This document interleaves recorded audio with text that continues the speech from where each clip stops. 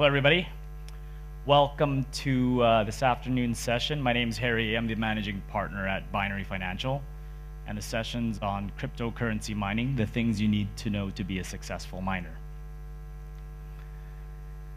So I wanted to thank Brock and Coin Congress for inviting myself and Binary Financial to this Congress, Coin Congress. This is the inaugural event. We were just in Amsterdam 3 days ago, and we all went out last night, so it's good to see some familiar faces here. So I just want to get an idea. It seems like everybody here knows about Bitcoin. How many people here actually have mined Bitcoin or are new to mining Bitcoin? Okay, so who's new to mining Bitcoin? Okay, great. Perfect. So in this talk, what I will go over first is an introduction to mining for those of you that aren't really familiar with mining. Then I'll be talking about mining at the consumer scale, and then mining at scale for industrial, so much larger. And for this talk specifically, I will be just referring to Bitcoin. I won't really be talking about altcoins like Dogecoin and Litecoin. A lot of the processes and methods that you actually use for consumer mining and industrial mining also translate over into different altcoins. But for this specific presentation, we're just going to be talking about Bitcoin. So what is mining? So real brief introduction. Mining is just the process in which computers generate hashes to verify blocks of transactions on the network. So the reward for participating in the network is that you will be rewarded transaction fees and Bitcoins. So I found this really, really good video. It's a nice 2-minute video from bitcoinmining.com. So I'm just going to play it for you right here. It's the best introduction to Bitcoin mining, since people always ask me what Bitcoin mining actually is. So I'll play it for you. What is Bitcoin mining? Bitcoin operates as a peer-to-peer network. This means that everyone who uses Bitcoin is a tiny fraction of the bank of Bitcoin. But where do Bitcoins come from? With paper money, a government decides when to print and distribute money. Bitcoin doesn't have a central government. With Bitcoin, miners use special software to solve math problems and are issued a certain number of Bitcoins in exchange. This provides a smart way to issue the currency and also creates an incentive for more people to mine. And since miners are required to approve Bitcoin transactions, more miners means a more secure network. The Bitcoin network automatically changes the difficulty of the math problems, depending on how fast they're being solved. In the early days, Bitcoin miners solved these math problems with the processors in their computers. Soon, miners discovered that graphics cards used for gaming were much better suited to this kind of math. Graphics cards are faster, but they use more electricity and generate a lot of heat. The first commercial Bitcoin mining products included chips that were reprogrammed for mining Bitcoin. These chips were faster, but still power-hungry. ASIC, or Application-Specific Integrated Circuit chips, are designed specifically for Bitcoin mining. ASIC technology has made Bitcoin mining even faster while using less power. As the popularity of Bitcoin increases, more miners join the network, making it more difficult for individuals to solve the math problems. To overcome this, miners have developed a way to work together in pools. Pools of miners find solutions faster than their individual members, and each miner is rewarded proportionate to the amount of work he or she provides. Mining is an important and integral part of Bitcoin that ensures fairness while keeping the Bitcoin network stable, safe, and secure. For more information about Bitcoin mining, visit bitcoinmining.com. I love this video. It's a great video. Okay, so mining for consumers. So what I want everybody to get from this talk today, for you, the audience, I want to give you something that you can walk away from, whether you're going to be mining at the consumer level or at the industrial level. I want you to be able to take something away from this talk. That's my goal today. So the first question I get so the mining for consumers, a couple topics I'll cover is, first off, should you mine? And if you decide to leap into mining, things you should consider. Mining equipment, and then I'll talk about mining pools. So the first question I get asked all the time is, should you mine? So I learned about Bitcoin last year actually from Facebook. One of my friends posted, Bitcoin's at $60, and I'm like, what's a Bitcoin? So then I went to do some research on Bitcoin, and I learned that there's a process where you download this program called CG Miner, and then you generate Bitcoins by running this program on your computer. So I thought at that time, this is the craziest thing. Why would I want to contribute mining power from my computer to generate this currency? But the thing that really surprised me was that Bitcoin at that time was worth $60. I couldn't believe that people would actually pay money for this currency that was actually generated by a computer. So needless to say, I didn't really pay attention to Bitcoin, but I put it on my list of things to look at. And 5 months later, actually, it's quite fitting because it's probably been exactly almost 1 year that I got into Bitcoin from May 23rd. So this post on Facebook, my friend Drew, if you take a look, it's actually a Costco rack with a bunch of GPUs and computers on it. So when I saw this, I said to myself, he's got to be doing Bitcoin mining. So my first reaction was, Bitcoin mining, what a complete waste of time, energy, and money. It's a total scam. You know, you're not going to make any money from it. And then, 3 minutes later, he posted, except for the 10 to 15K I made last month, the Avalon ASIC I'm getting uses less energy than a PC while generating $11,000 a month. So that right off the bat was my incentive. So I was incentivized now to actually look at Bitcoin. So Bitcoin went from the bottom of my list of technology things to research to actually jumping to the top. And needless to say, about a month to 2 months later, there are 2 startups I was actually involved with, which I didn't pay any attention to, and I went down the Bitcoin rabbit hole. And then if you take a look by July 28th, I say, damn this post, because that's all I did was I just focused on Bitcoin at this point. So the first unit that I actually bought was a commercial grade. So for those of you that actually know Bitcoin, the first ASIC miner that came out was from ASIC Miner, these USB sticks. And then a company named Avalon ASIC actually came out with this first generation 120 nanometer. And this was exactly about 1 year ago. So it's pretty amazing at how fast mining actually moves with Bitcoin. So should you mine? Well, I got into Bitcoin because of mining, and that 1 unit that I purchased it for around $10,000 Canadian plus 10 Bitcoin, which is about $60 at the time. And I never really had the intention of getting rich from buying Bitcoin, but I needed to put some money on the line so that I could actually see if it was worth the investment. And actually, that one machine generated, even to this day, about 120 Bitcoin. So needless to say, it made me almost 8 times my investment. So you definitely can make money from Bitcoin, but when people ask me, should you mine, I always tell them, don't expect to get rich quick, because it's a long-term process. You have to look at mining, in a longer periods, because the price of Bitcoin goes up and down. And actually, I also have another story. Like, my biggest regret last year was that I had 2 orders for 2 KNC Jupiters, but I canceled both of them, and that cancellation actually cost me probably around 300 Bitcoin each. So if you have an opportunity to get good Bitcoin equipment, make sure you get it. So yes, you should get into mining if you are interested in seeing how cryptocurrency is created. So a lot of people say, like, just go buy Bitcoin, but I think you should buy Bitcoin, but you should also mine, because you can actually see how the process works, and you're actually participating in the network, which is very, very important. And yes, definitely mine if you believe in the long-term viability of cryptocurrency, whether it's Bitcoin or any other different altcoins. And the last thing, too, I think is important. How I got into Bitcoin was through my friends. So definitely the community part is very, very important. So that's kind of even how I got into Bitcoin. How I'm spreading the word of Bitcoin is just giving back to the community, which I think is actually very, very important. So moving on. So things to consider if you do decide you want to jump into mining. 3 main things to consider if you're a consumer is the cost of mining equipment, electricity, and difficulty. So if you're a consumer, typically right now a good price that you should look at is anywhere between $5 to $10 per gigahash. If you're able to get it much less than that, then great. And typically how you want to price out a system is you want to look at cost per gigahash. So for a 1 terahash unit, which is 1,000 gigahashes, expect to pay about $5,000 if you can get a unit today. And the current generation of technology that I would recommend buying, it's safe to buy 55 to 28 nanometer probably for the next 6 months.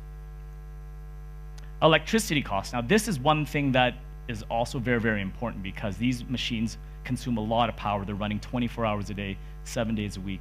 Actually, my Avalon unit right now has been running nonstop for about 9.5 months, and it still generates about half a Bitcoin every month, but it consumes about $50 worth of electricity per month, but it generates still about $250 worth of Bitcoin, so it still makes sense to keep it plugged in. So the way it's actually kind of calculated right now is you want to be buying systems that consume anywhere between 1 to 1.2 watts per gigahash. That's kind of the standard right now. If you can get electricity costs between 3.9 to 6 cents per kilowatt hour, that's considered reasonable.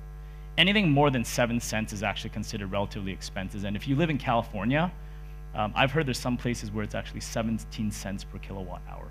And of course, if you live in a condo and sometimes electricity is free, you can get away with, getting some mining units in your condo, but your girlfriend or your partner will probably get mad at you. So difficulty.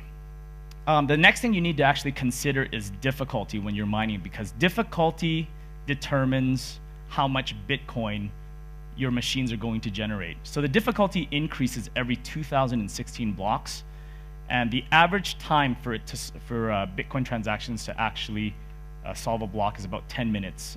So I've seen transactions solve as fast as 1 minute, all the way up to about 40 minutes. Expect your difficulty to change every 2 weeks. So of course, the difficulty causes the equipment to decrease outputs of coins over time.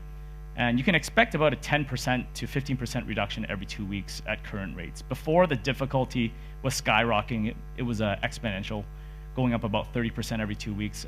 Right now, the hashing power has kind of reached a level where it's almost kind of plateaued. So if you notice right now, it's about 10 to 15% at current rates.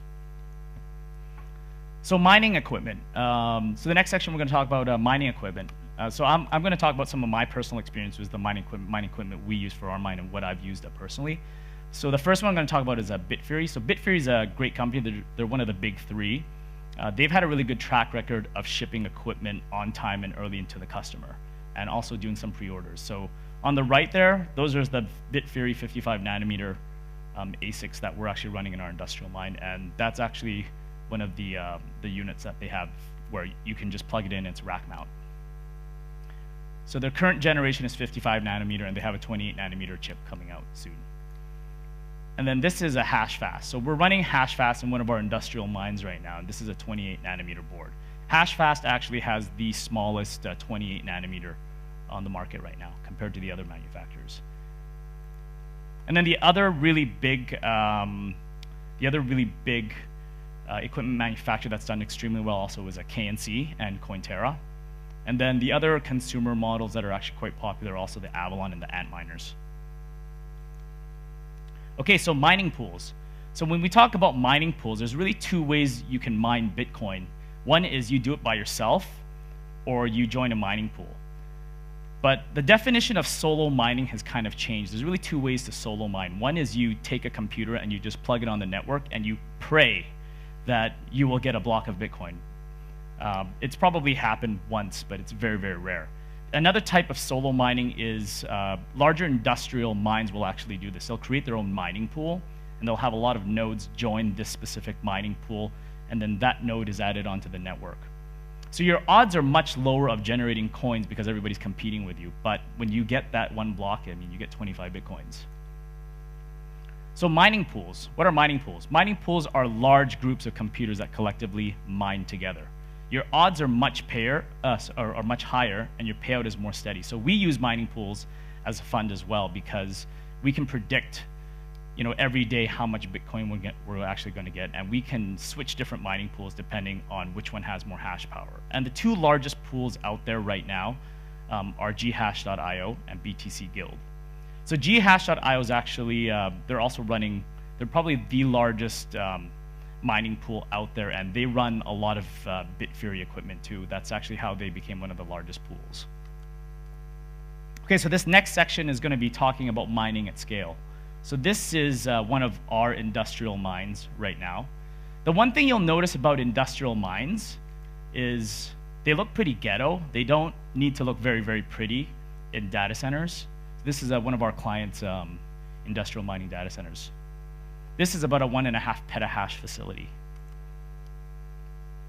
So when you're mining at scale, what are the things you have to consider? Well, you have to consider everything that that applies as a consumer, but you also have to consider what other factors because you need economies of scale.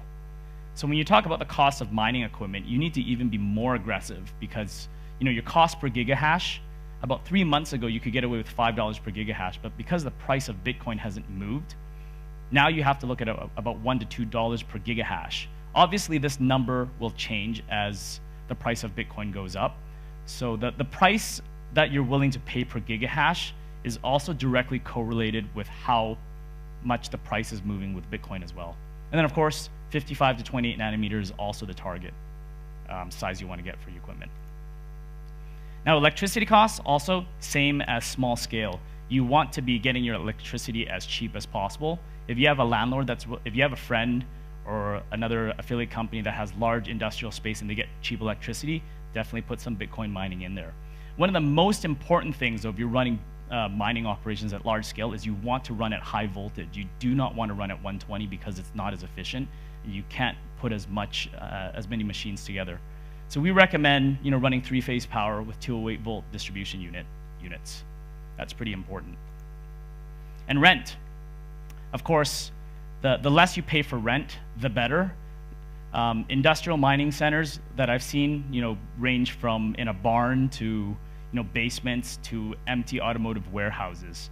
You do not need to have these in a fancy like rack-space data center. It's going to cost you a lot more money. You don't need things traditionally like UPSs as well.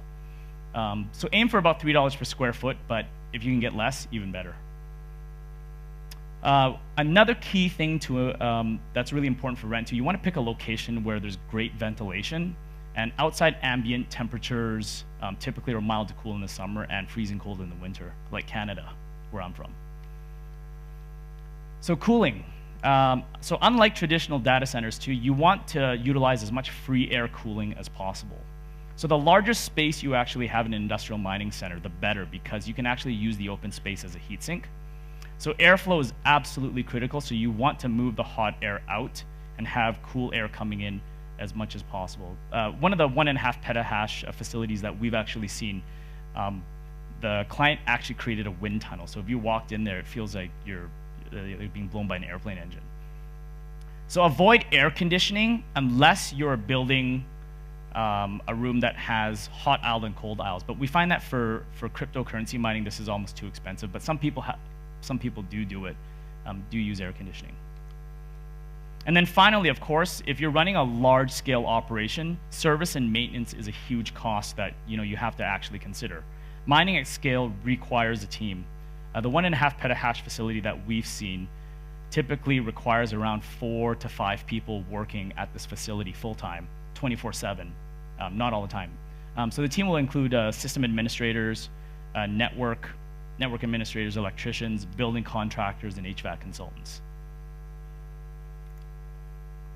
And that kind of brings us to the end of the talk. So, like I said, my name's Harry Ye. I was an engineer before, and then because of Bitcoin now, I'm running a fund. It's a pretty interesting transition. So who are we, Binary Financial? Well, we're a private fund, and our fund focuses specifically on trading and brokering deals with large transactions with high net worth clients. That's our main focus, is really providing Bitcoin and providing liquidity for large clients. We're a trusted counterparty in a lot of transactions. That's one of the things we also do is we help eliminate some counterparty risk. And we also focus on industrial mining. So you want to contact me, you can add me on LinkedIn. You can shoot me an email at info@binaryfin.com. You can follow us on Twitter.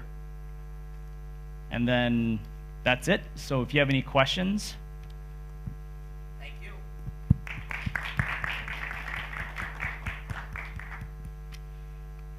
So we recently had a problem earlier with a possible 51% attack from Gas.io. Yes. So could you address the idea of decentralizing the pool system to a P2P pool, or are you in favor of that? What are we working towards that as a community? That's a good question. I haven't had much experience with P2P pools. Most of the pooling that we've actually done has been just using some of these larger mining pools. But I think as a large industrial miner, or any miner in general, you want to keep tabs on how much hashing power the mining pool you're actually joining, because it's kind of a double-edged sword. The pool that you're joining can generate the most consistent coins for you. So we use Ghash because it's got the most consistent coin payout. But yes, it is definitely something that needs to be addressed, because if someone is able to take 51% of the network, it could potentially be a problem. Yeah, you have another question? Yes, that also leads to my question. Basically, Bitcoin is all about decentralizing everything. But what we can see right now in the mining scene, that is getting concentrated and centralized. Yes. So basically, only a handful of players are processing most of the transaction. I see this as technically a problem or a danger in the long term or midterm. What do you think about it? So the question is, what do I think about the fact that mining has becoming more central? I think it's one of those things that because so Matthew talked about this earlier, because mining produces such great cash flow, you're going to start seeing bigger players come into this space. If government regulations start happening, you might have something kind of like OPEC, where have these cartels, like mining cartels, so that they make sure that they control the mining power. I mean, it is actually a real problem. I don't think it's going to go away. I think you're going to start seeing larger industrial mines, bigger players coming into the space. If the price of Bitcoin continues to go up, which I think it will, I think Bitcoin will hit $10,000. We're really bullish on Bitcoin. So I think you're naturally going to see big players coming into this space. But I still think there's room for consumer, and there's room for smaller miners. You're going to have those big miners regardless, but I don't think it's too late to get into mining at all. Yep, you have another question? No, yes, two things. One, actually it's mining, I know, is starting to change. It's not only about nanometers. It will soon be about things done in the chipset itself. So this is something, if you want, then we can discuss, but it's a new thing. So the next evolution is not going in smaller nanometers, but working in new kinds of chips. That's one thing. And the other thing is that I guess that if we talk about this 51%, yes, it's only about striking, always you being who strikes many times, yes, and that could be solved if there was a decision through avoiding subsequent strikes. If you have done in 8 minutes 4 times, so the fourth is not counted as a block, and other ones would have the chance to mine a new block. If that would be achieved, that would be a decentralized way of avoiding one willing to have more than 50%, because they know that their work wouldn't be valuable given such blocks wouldn't be recognized. One of those blocks wouldn't be recognized. I guess that would be a... Yeah, it's a great idea. One more question. Oh, sure, yeah. One more question. If I want to join the game now... Sorry, could you speak into the mic? Does it work? Yes. Yeah, it works. If I want to join the game now and want to become an industrial miner, what is the amount of capital we are talking about, in your opinion? So what money makes sense? Sure. So so the question is, if I want to get into industrial mining, how much capital do I have to spend? So the question is, how much do you have to spend, or how much do you really want to spend? So for us, just to give you an example, like our fund, when we started, we have access to about a megawatt to a megawatt and a half facility, and we have about 1 million square feet of space that we're able to actually use. But I always believe in starting small. So if you're going to really look at industrial mining, you have to look at all the different factors that I discussed. You have to look at the hash power. You have to look at how what kind of projected cash flow. You have to. There's so many different things. You need a team of people. So fortunately, like I actually helped build the industrial mine because I have an engineering and a network infrastructure background. So building an industrial mine is not a fun and easy thing to do, because you have to work against the clock, because there's equipment delays. You have to deal with electricians, you have to deal with cooling, you have to deal with rent leases. It's a very, very complex process. One of the jokes my friend said is that if I ever stopped doing what I'm doing right now, I could always become an industrial mine consultant, because I spent so much time actually setting these things up. So I would say if you want to build something like around 40 terahash, even right now, expect to spend about $100,000 to $150,000. That's probably a reasonable start if you really want to get into the mining space. At least 6 figures to get started. What about sort of cloud hashing type services?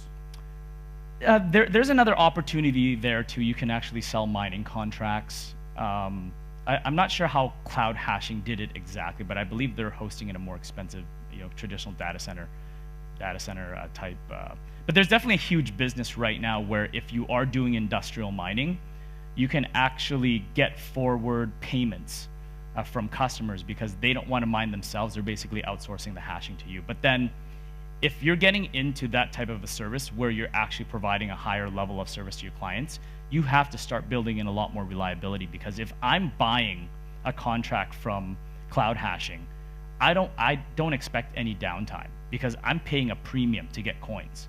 So I think that if you're getting into the business of actually providing infrastructure for other people, it's a completely different story. When you're doing your own industrial mine, if it's down for 6 hours, nobody really cares. But if you have 100 customers and your mine is down for 6 hours, people are going to be calling and complaining because they're not getting their Bitcoins. So those are some of the issues you really have to look at. So probably two different models. One is if you're doing industrial mining for yourself, and one is if you're mining on behalf of other people. You didn't get into this, but I guess last question. Sure. Altcoins, Okay, altcoins. script mining. Are you doing any of it? Yes, we are doing some script mining. Yes, but at a not as much as Bitcoin. I just heard for many times that currently, as difficulty grows so much, it's more profitable to mine other coins like Lite, Doge, and so on, and exchange them. Is it true? Do you believe in this trend? So the question is it more profitable to mine different coins like Litecoin and Dogecoin and then convert them into Bitcoins? And actually the answer is most likely yes. We mine, actually what I've seen a lot more people do is they will mine a lot of these different altcoins. Actually a really good website is LTC Rabbit. That's one of the sites that we actually use. It's a mining pool for Litecoin. What they will actually do is when you join their mining pool, they will actually mine all the different altcoins for you. Like they'll mine, probably about 50 different crap coins. We call them crap coins because you can't use them for anything, right? So they will mine those coins and then they will automatically convert them for you to Litecoin. And then you would take that Litecoin and convert it to Bitcoin. So there's definitely a huge opportunity with mining altcoins. I mean, we are looking into that space as well. And script ASICs are actually coming online right now. I believe GridSeed is the first company that actually came up with ASIC script miners. So definitely altcoin mining is a great way for people to get into the mining space. And that's actually kind of what I think Charlie Lee from Litecoin, that's actually why he created Litecoin. All right, thank you. Thank you, everybody.